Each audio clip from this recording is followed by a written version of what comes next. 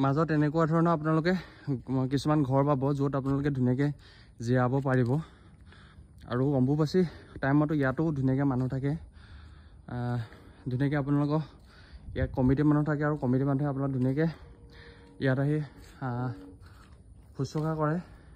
ধুনীয়াকৈ ইয়াৰ পৰা মই আপোনালোকে আকৌ এবাৰ ব্ৰহ্মপুত্ৰৰ ভিউটো দেখাবলৈ চেষ্টা কৰিছোঁ এই চাওক এইখন আপোনালোকে জানিকৈ দেখিছে যে এইখনে হৈছে শৰাইঘাট দলং ইয়াৰ পৰা বেছি দূৰ নহয় যদিও কুঁৱলীৰ কাৰণে আপোনালোকে ভালকৈ ধৰিব পৰা নাই যিহেতু ইয়াত এটা ধুনীয়া পৰিৱেশ হৈ আছে চাওক এইফালে মই আপোনালোকক দেখাবলৈ চেষ্টা কৰিছোঁ একদম সুন্দৰ এটা নিৰিবিলি পৰিৱেশ এই পৰিৱেশত মানুহৰ যদি ৰাতিপুৱা খোজকাঢ়িব আহে মন মগজু সতেজ হৈ পৰে আৰু বিভিন্ন ধৰণৰ ইয়াৰ পৰা আমি বেমাৰ আজাৰো হাত ধৰিব পাৰিম কাৰণ মানুহৰ যিটো স্বাস্থ্য সেই স্বাস্থ্যটোৱে পৰম সম্পদ গতিকে যিসকল গুৱাহাটীত থকা লোক মানে পাণ্ডুৰ ওচৰে পাঁজৰে মালিগাঁও ওচৰে পাঁজৰে থকা লোকসকলে এই স্থানলৈ আহিব পাৰিব এই স্থানত দেখিছে ন যথেষ্ট সংখ্যক মানুহে ৰাতিপুৱা মৰ্ণিং ৱাক কৰে ইয়াত দেখিছে ডেকাৰ পৰা বুঢ়ালৈকে সকলোকে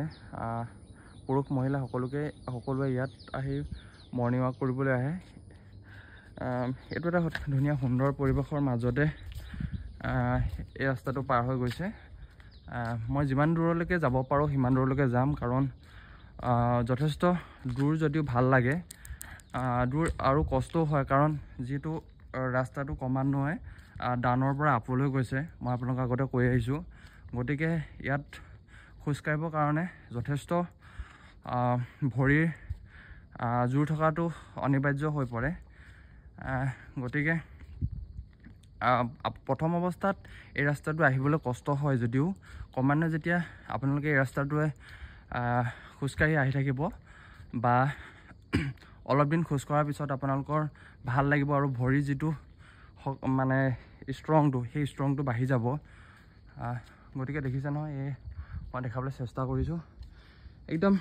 মানুহৰ সংখ্যা জনসমাগম খুব কম কাৰণ এই ৰাস্তাটো খোজকাঢ়িবৰ কাৰণে যথেষ্ট শক্তিৰ প্ৰয়োজন হয় গতিকে এয়া দেখিছে নহয় নিশ্চয় আপোনালোকে ভাল পাইছে বুলি মই আশা ৰাখিছোঁ